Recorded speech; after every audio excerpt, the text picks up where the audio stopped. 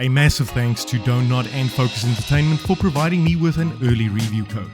If you'd like to win your very own copy of Banishers Ghosts of New Eden, stick around until the end of the video to find out how. Now, let's get nerdy.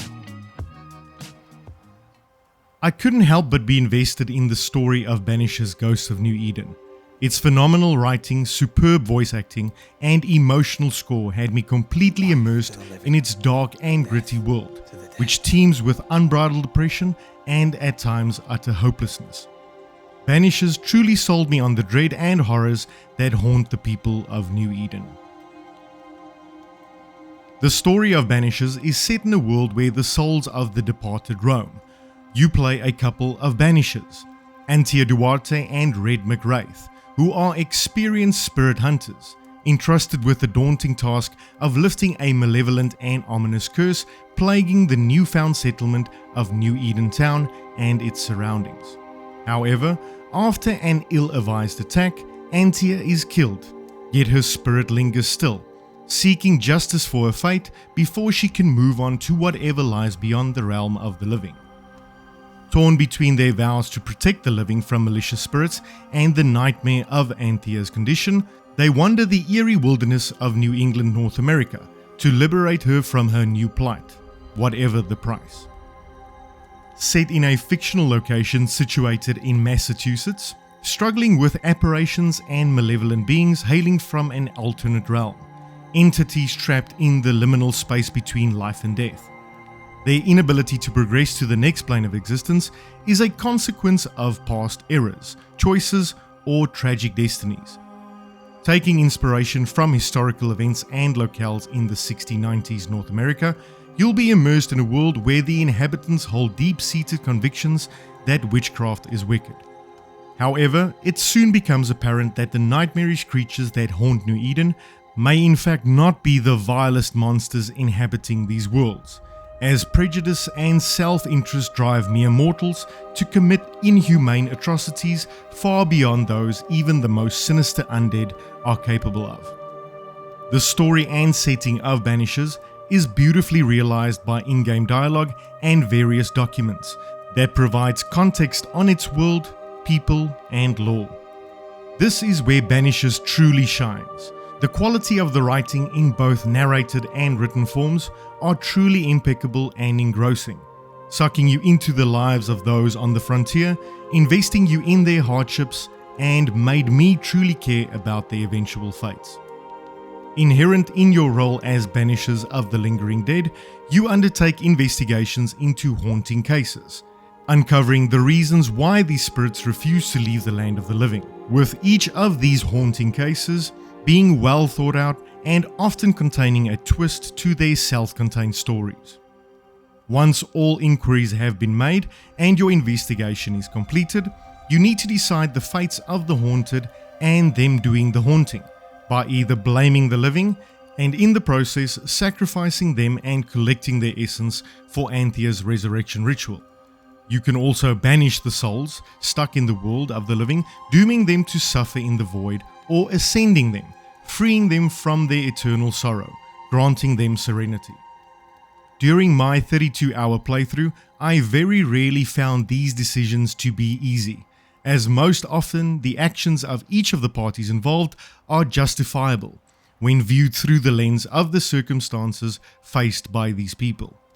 Ultimately, your decisions also do have tangible consequences on the world, both broadly and on a more localized scale, resulting in additional after-the-fact branching storylines, as well as wrinkles in the main plot that made me feel the weight of each morally grey decision made.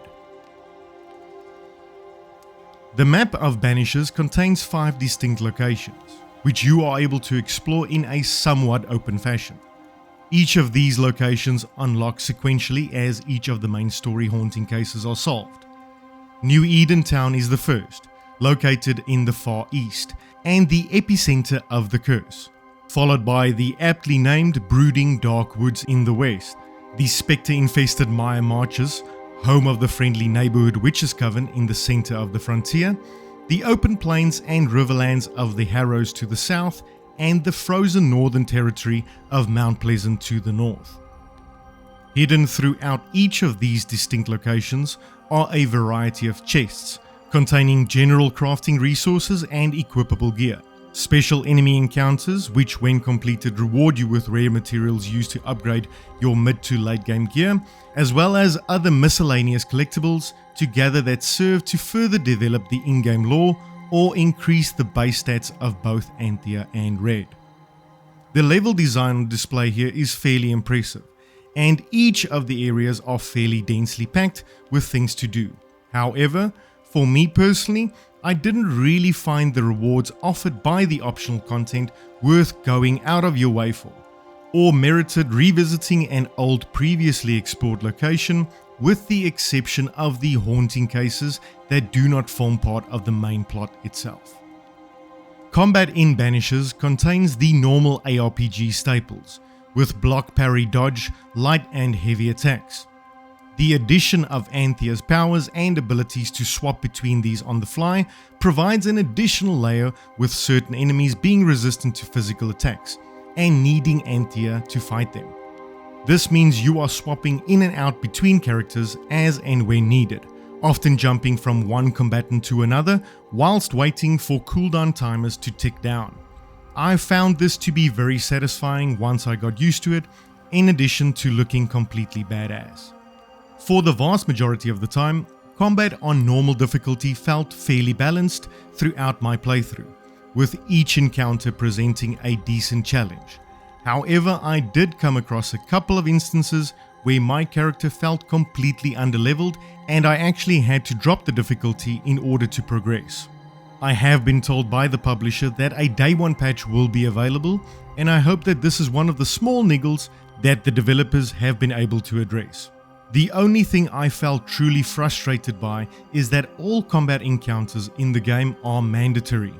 I found this particularly annoying when I returned to previous areas to partake in some of the side content, as enemies also scale with player level, and at that point I really just wanted to explore and see what secrets lie off the beaten path. Character progression in Banishers is mainly divided into leveling up Anthea and Red by assigning essence and skill points into the evolution skill trees, as well as enhancing their character attributes with equipable gear, which can also be upgraded using a variety of resources gathered during their adventures.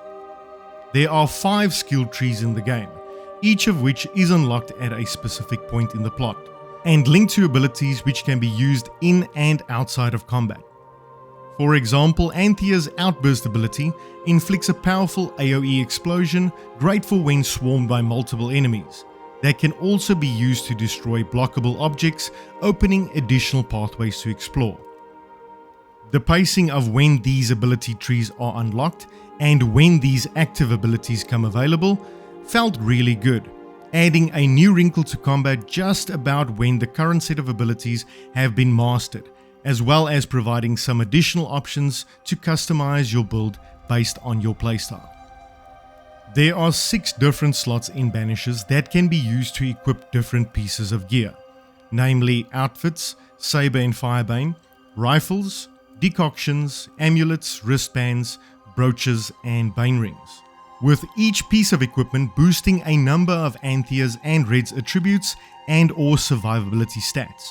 These 7 attributes being strength, dexterity, willpower, wisdom, wrath, vitality and persistence, whereas the 4 survivability stats are health, spirit, physical resistance and spectral resistance. As mentioned, each and every piece of equipment can also be upgraded several times, from rudimentary all the way to relic level quality, with each level further increasing their associated buffs using increasingly rare resources as the level being upgraded is increased. I think these systems work very well, albeit fairly simple in nature. It does provide a measure of customization and enables one to do a bit of min-maxing depending on your playstyle. However, due to the flow of combat, making use of all the skills and weaponry available felt the most optimal to me, and therefore over-reliance on a specific armament or ability on which one may want to focus a build in the first instance, made the prospect of min-maxing, in my opinion, a little bit redundant on the systems in play. For an action RPG though, I believe the equipment and gear mechanics serve their purpose well, and do provide a somewhat meaningful break from the social and combat pillars, as well as a sense of progression when something new and shiny is discovered in a chest seemingly forgotten by time. Banishers Ghost of New Eden is an amazing experience if you play it for what it is. A deep, dark and gritty story-focused action RPG. Its superb writing, complemented by wonderful performances from the cast, and rich and detailed world building through in-game books and texts, had me completely invested and immersed in the world of New Eden and the story of the Banishers until the final credits rolled. Thank you so much for watching. In order to get your name into the Gaming Analytics Banishers Ghosts of New Eden draw, all you need to do is like, subscribe and let me know in the comments what's the most interesting aspect of Banishers in your opinion. I truly hope to see you again soon. Until then, stay nerdy.